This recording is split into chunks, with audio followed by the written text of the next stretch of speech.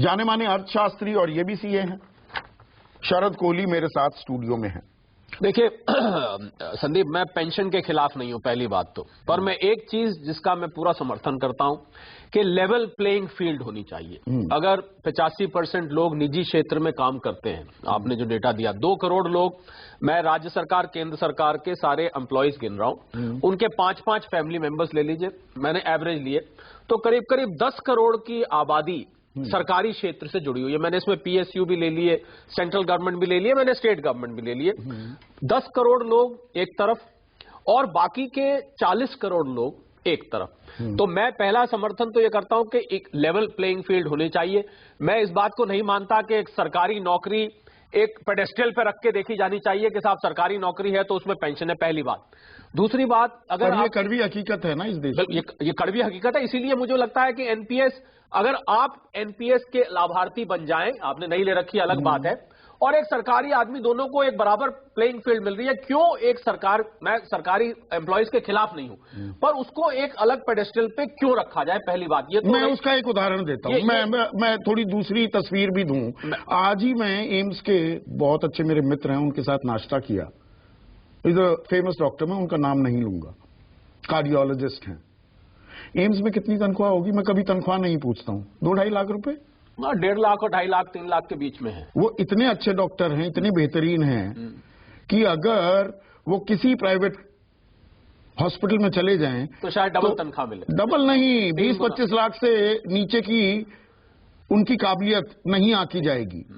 वो सरकारी कर्मचारी देश में योगदान दे रहे हैं। तो आपका मतलब उन्होंने बलिदान किया हुआ है एक तरह से।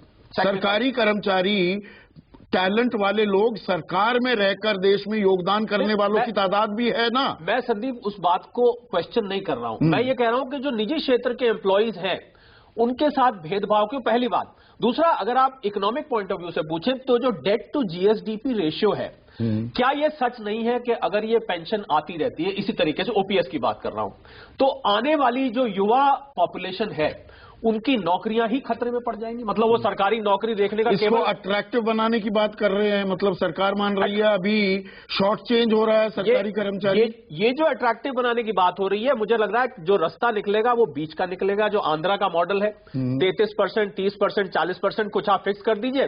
बाकी देखिए जो एनपीएस में से रिटर्न आता है 10% आता है, जहां पर एक हिस्सा लगाया जाता है जिसमें 10% इक्विटी में जाता है, दूसरा हिस्सा 30% इक्विटी में जाता है, तीसरा हिस्सा 50% इक्विटी में जाता है, और बाकी का फिक्स रिटर्न सिक्योरिटीज में जाता है। और सरकारी कर्मचारी को पता ही नहीं होता कहां पर टिक मार रहा है, उसको इससे मतलब नहीं है। वो जब रिटायर हुआ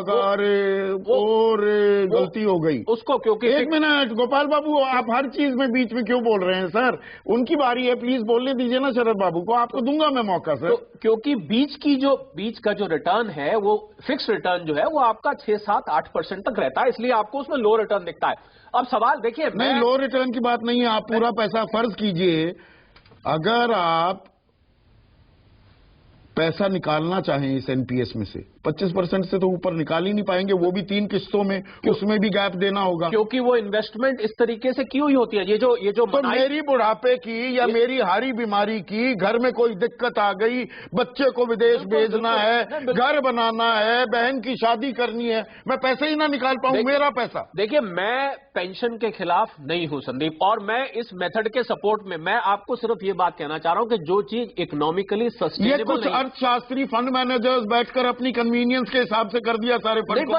अगर वो स्टेट ही ब्रोक हो जाएगी, अंग्रेजी में शब्द होता है ब्रोक, अगर वो स्टेट के फंड्स ड्रेन आउट हो जाएंगे, मतलब स्टेट्स के पास विकास के लिए, किसी चीज के लिए कुछ नहीं बचेगा, तो फिर आप इस ओपीएस को कैसे सस्टेन करेंगे, पहली बात। अच्छा, दूसरी साइड में आइए कि अगर एक सरकारी एम्प्लॉय 80-85 साल उसकी उम्र ले लीजिए, अगर उसको पेंशन, उसके जाने के बाद उसकी पत्नी को पेंशन मिलती है, आपने कहा बुढ़ापे की लाठी है, बिल्कुल ठीक है, मैंने सरकारी नौकरी आज से 30 साल पहले शायद इसीलिए ज्वाइन करी, मैं एक एम्प्लॉय की तरफ से बोल रहा हूं कि मुझे पेंशन मिलेगी। भैया शादी के टाइम ये बात रखी जाती थी, ये सरकारी नौकरी है, पेंशन पक्की है, सारी उम्र की गारंटी है, यही होता था जब नौकरी। अब अगर वो लाठी छीन ली जाती है तो वो सरकारी नौकरी कितनी अट्रैक्टिव रह जाती है। तो उसमें जो एड ऑन्स हैं उनको हटा दीजिए, जब तक कर्मचारी जिंदा रहेगा उसे ही मिलेगी। देखिए ये और कन्वीनियंट प्रैक्टिकल बनाया जा सकता है, मुझे लगता है जो बीच का रास्ता है, ये जो आंध्रा वाला मॉडल है, मुझे लग रहा है सबसे कामयाब संदीप यही मॉडल रहने वाला है, 33% फिक्स कर दीजिए, बाकी का आप रिटर्न बेस कुछ मिक्स करके 40-42% के करीब आ जाएगी